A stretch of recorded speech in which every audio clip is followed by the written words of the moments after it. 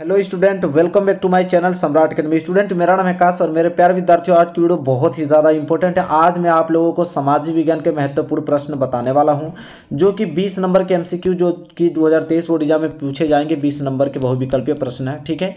वो मैं आप लोगों को बहुत ही महत्वपूर्ण प्रश्न कराने वाला हूँ, ठीक है। आप इसको मुझसे पहले ही आप लोगों को आंसर देना, क्योंकि सारे क्वेश्चन मैं प्रैक्टिस करा चुका हूँ, ठीक है। और लास्ट में आपको बताना है कि 20 में से आपने कितना क्वेश्चन सही किया है, क्योंकि 20 में 20 नंबर की लाने की इस बार तैयारी चल रही है और उधर लिखित में 50 में 50 नंबर की लाने की तैयारी चल रही है। तो हालांकि यह बहुविकल्पीय है, अच्छे से टेस्ट दीजिए और लास्ट में आप लोग जरूर इसको आंसर हम लोगों को शेयर करना है। मैं सबका कमेंट देखूंगा कि कितना किसका सही हो रहा है। चलिए पहला प्रश्न पढ़ते हैं। पहला प्रश्न यह है कि इटली का एकीकरण किसके नेतृत्व में किया गया? बताइए। Giuseppe Garibaldi, Otto von Bismarck, Napoleon की विलियम प्रथम। बताइए कि इटली का एकीकरण किसके नेतृत्व में किया गया?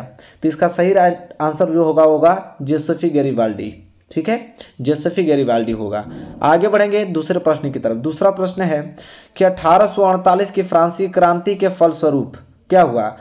निरंकुश राजतंत्र की स्थापना हुई, सीमित राजतंत्र की स्थापना हुई, सैन्य शासन की स्थापना हुई कि गणतंत्र की स्थापना हुई? बताइए। 1848 की जो फ्रांसीसी राज्य की क्रांति हुई उसके फलस्वरूप क्या हुआ? तो इसका राइट आंसर हो जाएगा कि गणतंत्र की स्थापना हुई। किसकी?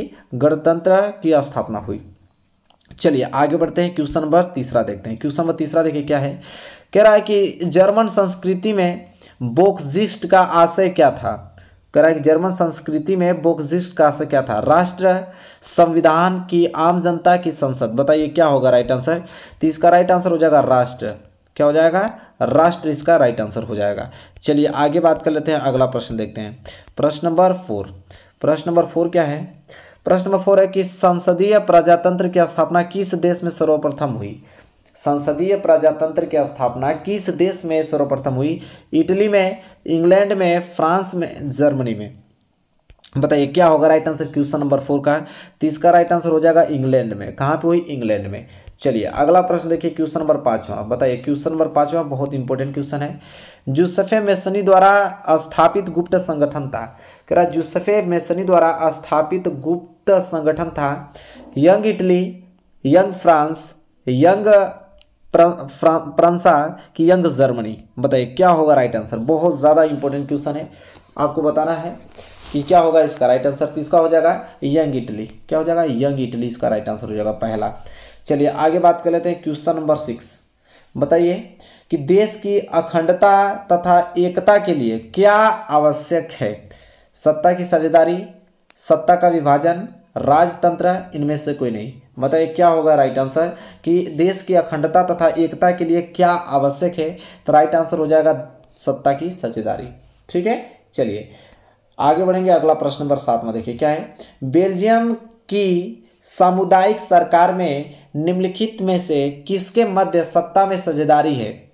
पहला ऑप्शन विभिन्न सामाजिक समूहों के मध्य, दूसरा ऑप्शन शासन के विभिन्न अंगों के मध्य, ऑप्शन तीसरा केंद्र और राज्य सरकार के मध्य, ऑप्शन चौथा राज्य सरकार और सामुदायिक सरकार के मध्य। बताइए क्या होगा राइट आंसर क्वेश्चन नंबर 7 का?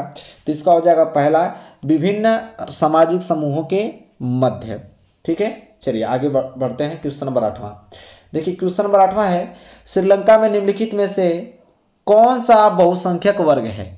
तमिल, ईसाई, सिन्हली, मुस्लिम। बताइए श्रीलंका में निम्नलिखित में से कौन सा बहुसंख्यक वर्ग है? बताइए क्या होगा राइट आंसर क्वेश्चन नंबर 8वें का?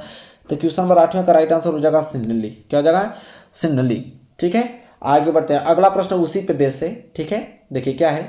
अगला प्रश्न है कि श्रीलंका में 1956 में किस भाषा को कानून बनाकर एकमात्र राजभाषा घोषित कर दिया गया? सिन्हली को, तमिल को, बंगाली को, पंजाबी को। तो अभी हमने पढ़ा किसको? सिन्हली को, क्योंकि श्रीलंका में 1956 में, ठीक है, भाषा को कानून बनाकर एकमात्र राजभाषा घोषित किया गया सिन्हली भाषा को, ठीक है। चलिए आगे बात कर लेते हैं। क्वेश्चन नंबर 11 देखिए। क्वेश्चन नंबर 11 क्या है? प्रति व्यक्ति आय से क्या समझते हैं? प्रति व्यक्ति आय से क्या तात्पर्य है? पहला एक देश की वस्तुओं से सेवाओं से अर्जित आय, ऑप्शन बी एक देश के आधे से अधिक सामान्य निवासियों द्वारा अर्जित आय, ऑप्शन तीसरा राष्ट्रीय आय में जनसंख्या को भाग देकर प्राप्त आय, कि डी उपयुक्त सभी। इसका राइट आंसर हो जाएगा ग वाला। राष्ट्रीय आय में जितना भी जनसंख्या है उसको भाग देकर हम लोग आय प्राप्त कर सकते हैं, प्रति व्यक्ति आय। ठीक है, चलिए अगला प्रश्न है प्रश्न नंबर 12। प्रश्न नंबर 12 है, निम्नलिखित में से कौन सा संगठन मानव विकास रिपोर्ट तैयार करता है? देखिए बहुत इंपॉर्टेंट क्वेश्चन है। निम्नलिखित में से कौन सा संगठन मानव विकास रिपोर्ट तैयार करता है? ऑप्शन ए है आपका अंतर्राष्ट्रीय मुद्रा कोष, option B UNDP, option C विश्व बैंक, ऑप्शन डी संयुक्त राष्ट्र संघ। बताइए क्या होगा राइट आंसर? तो क्वेश्चन नंबर 12 का जो राइट आंसर हो जाएगा वो हो जाएगा आपका यूएनडीपी। क्या हो जाएगा? यूएनडीपी हो जाएगा। ठीक है, चलिए अगला प्रश्न देख लेते हैं। प्रश्न नंबर 13 क्या है? निम्नलिखित में से किसे औसत आय भी कहते हैं? कुल आय को, राष्ट्रीय आय को, प्रति व्यक्ति आय को, ये सभी। ठीक है, बताइए क्या होगा राइट आंसर क्वेश्चन नंबर 13 को? अभी हमने देखा है औसत आय किसको कहते हैं? प्रति व्यक्ति आय को। कौन सा राइट आंसर हो जाएगा? सी वाला। ठीक है, आगे बढ़ेंगे प्रश्न नंबर 14 की तरफ। देखिए प्रश्न नंबर 14 क्या है? बहुत इंपॉर्टेंट क्वेश्चन है। निम्नलिखित देशों में से किस देश का मानव विकास सूचकांक 2016 के अनुसार भारत से अधिक ऊंचा स्थान है?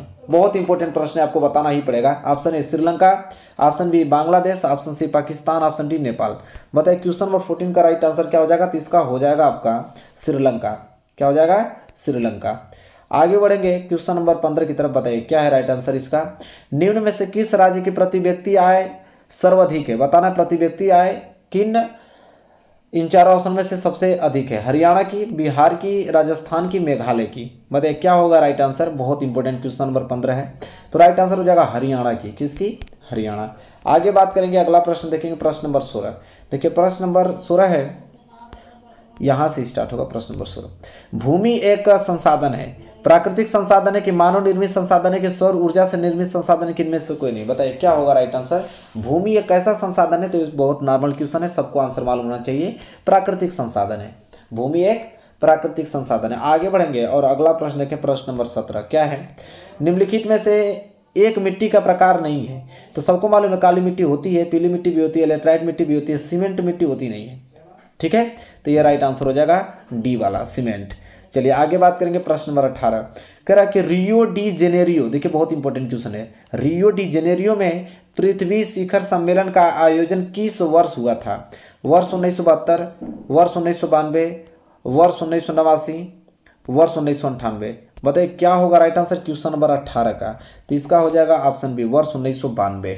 ठीक है, आगे बढ़ेंगे और प्रश्न नंबर 19 देखेंगे क्या है? निम्न में से कौन अजैवीय संसाधन है? निम्न में से कौन अजैवीय संसाधन है? चट्टानें, पशु, पौधे, मछलियाँ। बताइए राइट आंसर क्या होगा क्वेश्चन नंबर 19 का? बहुत प्यारा प्रश्न है। ठीक है, बताइए तो इसका राइट आंसर हो जाएगा कौन? अजैवीय संसाधन पूछा है ना, चट्टान। क्या हो जाएगा? चट्टान। लास्ट क्वेश्चन है, इसका आंसर आई होप सभी लोग अच्छे से देंगे, सबका राइट आंसर होना चाहिए। निम्नलिखित में से किस राज्य में काली मिट्टी पाई जाती है? बताइए, झारखंड में, गुजरात में, राजस्थान में, बिहार में। बताइए क्या होगा राइट आंसर? सबको मालूम है कि किस राज्य में काली मिट्टी अधिक पाई जाती है, तो गुजरात में। तो देखिए हमने 20 क्वेश्चन बताया, कमेंट करके बताइए 20 में से कितना क्वेश्चन आपने सही किया है, तब मैं अनुमान लगा दूंगा कि 2023 बोर्ड एग्जाम की तैयारी आपकी अच्छे से चल रही है। अगर 20 में से आपने 15 क्वेश्चन का सही आंसर दिया होगा, समझ लीजिए आपकी तैयारी बहुत ही ज़्यादा बेटर है। तो चलिए मिलेंगे नेक्स्ट वीडियो में, तब तक के लिए धन्यवाद। वीडियो को लाइक कर देना, चैनल पर नए हो तो चैनल को सब्सक्राइब कर देना। डेली वीडियो आपको ऐसी मिलती रहेगी।